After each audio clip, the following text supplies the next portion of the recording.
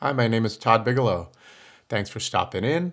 This is just a short informal video series on business topics for freelance photographers. I've been a freelancer for 30 years. I'm a contributing photographer to Contact Press Images. I'm an adjunct professor of photography and photojournalism, the founder of the Business of Photography Workshop, and most recently, the author of the Freelance Photographer's Guide to Success Business Essentials. Thanks for stopping in, and I hope you enjoy the series.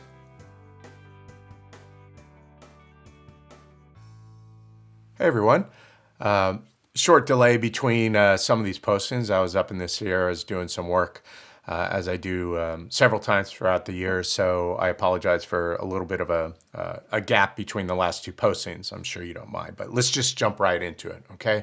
I want to talk briefly about how you should think about editing your work while you're on assignment. So assignment work, and how you edit it, create a workflow so that the images that you are providing to your client are not the only images that obviously you are making available either on your archive, your personal archive for licensing, or through an agency.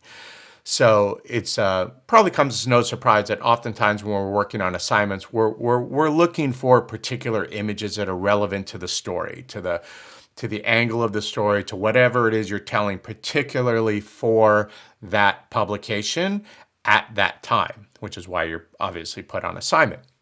But oftentimes later, you're going to have requests, hopefully, for images that are related to the subject matter that you were shooting that perhaps were not relevant to that exact story, or even more so, were not selected to be published with that story. So, we all have millions of stories where we, like particular images that we shot that didn't perhaps make the publication online or in print or whatever the case might be. Okay. And that's completely normal. All right. But the way you edit your images and what you put up for future licensing will determine whether or not you create, additional revenue stream down the road. So it goes without saying that an archive takes many years to build. And as I explained in my workshop, there's basically two ways to build that, right? Through assignment work and through just going out and shooting on your own. Well, assignment work should be a big portion of that. And if you're only putting your favorite images from a particular assignment up for people to view as part of your portfolio, your best work or whatever, then you're going to leave potentially money on the table. All right. So you want to make sure that you have as much of your, assignment work up online for potential, licensing through photo researchers will find it, photo editors will find it. Again, many, many, many times I've been on assignment and images have been used by the publication that's hired me, the client that's hired me. But in the future, there's been images from that particular shoot that were not published that were licensed. And that's a case many times over. So going back to, big stories like the O.J. Simpson criminal trial where, I was on assignment for Time and many others, and one of 6 photographers rotating into the courtroom as part of the magazine pool. But I'm down there at the courthouse. There's all sorts of things going on. I had one particular image licensed recently to a book, that shows one of O.J. Simpson's lawyers being surrounded by the media outside. That image was never published when I was on assignment. Most of the work that was being published was from within the courtroom and related to very particular stories that were being written. But again, that image was found online and was just recently licensed. I did a shoot along the border not too long ago with asylum seekers that were stuck in Tijuana. My client published a good variety of images online. They did not select one particular image that did license and has licensed since then of a mother holding a baby, a more tight picture. A version of that was used by my client, a much looser picture kind of showing a crowd, but not the tighter picture. But when I did my edit and workflow, I made sure that all of those images went up onto my online archive and were available for licensing. And one of those images was selected and was licensed. Okay. I had those situations, many times with assignments up in the Sierras when I did a number of shoots, one of which was a shoot of an Olympic runner, Olympic marathoner, Ryan Hall. The image that was selected by Sports Illustrated, that who I was on assignment for, that used as a 2-page spread to lead the story on Olympic training towns, was the runner Ryan, but he was really small in the picture and dwarfed by the Sierra Nevada mountain range. It was great because this story dealt more with the Olympic training area as told by why Ryan Hall used that area to train up in the elevation and mountains and hard running and clean air and all that type of stuff. But the focus wasn't a profile on Ryan. But I shot so many images and put such a loose edit up onto my archive for people to find those, right? They're not all out in the portfolio section, but they are all searchable and viewable by anybody that's looking for them. And I ended up licensing pictures of him running to various runners magazines over the years. Very well-known runner, holds some Olympic records and so forth, okay?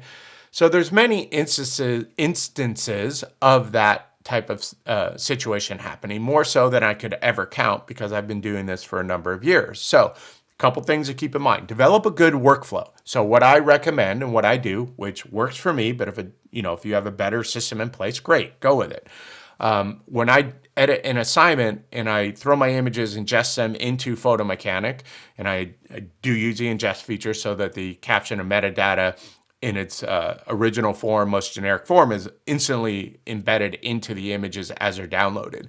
And then I quickly do an edit, and anything that is remotely reasonable will get a 3-star edit. Okay, so that to me represents like a loose edit. It's decent. It's good enough to go on my archive because you never know what people are looking for.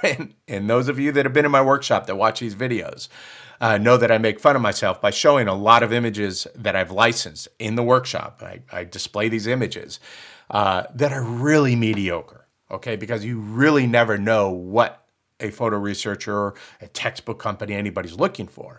So when I do that workflow, I select 3 stars for just a loose edit. But anything that I know has to go immediately to my client, I got to get those images out so that they can fulfill their deadline, get those images up, I give them a 5-star. Okay, so the 3-star is a much looser. You can use 4-star, whatever you want.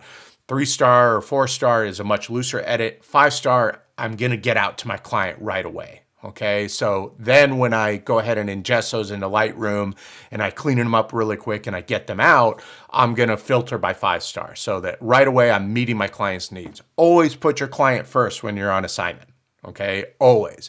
But when I go back to make a archive edit, I just select 3 stars, and instead of whatever it is, 20 to 40 pictures coming up for my client, I'm suddenly have hundreds of them. Okay, because that's how I present for my archive, to make sure that anything that's decent in focus and looks good, it could work, it could license, and they do. So I make those images available online and also to my agency. So that is really important to me. Set up your workflow however you want, but make it efficient so that you don't have to constantly go back. Having said that, I do go back because I'm still scanning a lot of work from film days. And I've been doing a lot of that recently where I've done another edit. It's probably been 12 years since I've done a film edit. And I've had a couple of requests that go back to that era. And I decided to start methodically going through a lot of the work that I did back then and taking a second look at the edit that I did originally 12, 13 years ago. And I'm expanding on that. So I'm scanning more and getting those images up online because I have had some requests. Okay. So, initially, when I got my archive going online, whatever it was, 15 years ago, 12 years ago, I wanted to get, the best stuff up there right away, but now I have a much more, broader scope looking at the archive. So the more that's available to my clients, all of which is definitely good enough to be published. Nothing goes up there that looks horrible and is out of focus or just is irrelevant. But again, drawing a clear definition between what is specifically for an assignment shoot and what is could be generally used later. Okay. So one last example of that, as I was at Hurricane Katrina, working on specific stories, I do have more generalized flooded out pictures that have appealed and have licensed in that time between Hurricane Katrina and now for more of a climate issue, more of a look at the climate crisis that we're in, where we're getting more severe storms. So a general flooded type of street does appeal. It doesn't matter whether or not it was specifically Katrina, because it's not Katrina stories that photo researchers are necessarily looking for. They're just looking for neighborhoods that are underwater. Okay, and obviously they'll have the information that it was from Katrina, but it's generally used in a more in a different fashion related to a different angle, which is climate crisis as opposed to the actual hurricane.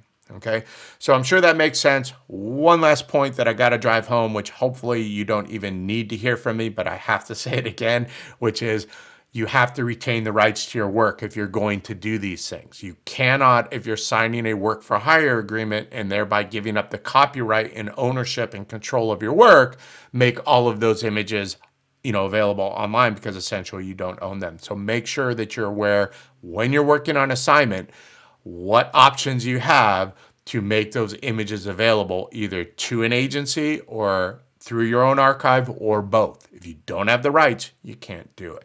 Okay, so make sure that you're aware of that. All right. Thanks so much for stopping back in, and we'll see you the next time.